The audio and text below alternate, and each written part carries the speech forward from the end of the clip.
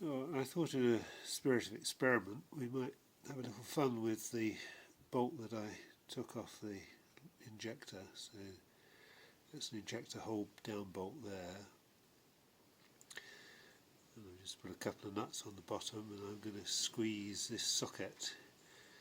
We're just going to test to see, because in theory the way you tighten this up is you tighten it to 7 Newton meters, and then you put 90-degree turn on it, and it feels actually quite uncomfortable, but in some documents you read it's 180-degree turn, so we're just going to see what happens.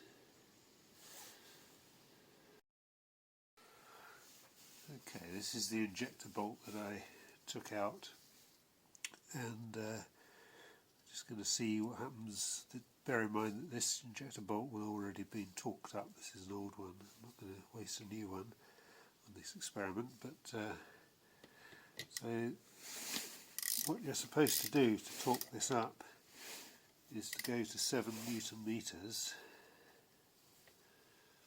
which is what, and there's 7 Newton meters, and then depending on which document you read, it's either an extra quarter turn or an extra half turn. So we'll go quarter turn, and that in the car would feel quite tight. If we carry on to a half turn,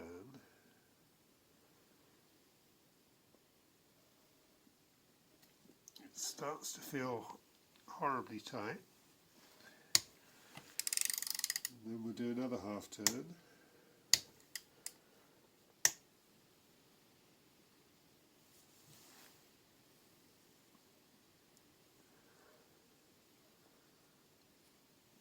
at this point the actual force required is not really increasing very much, which suggests the bolt is in its yield area.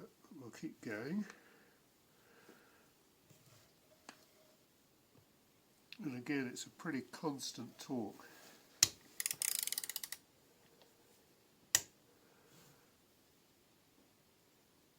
And at a certain point, the torque should start easing off again, which it is, which is an indication that the bolt is stretching, which of course is what it's intended to do. And it's now getting quite easy, which means the bolt will probably break in a minute.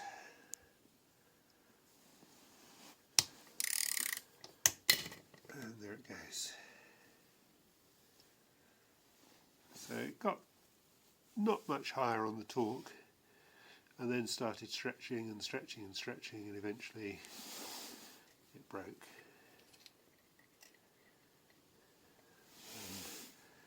At that point you realise that you've got something unpleasant in your engine that you wish you didn't have.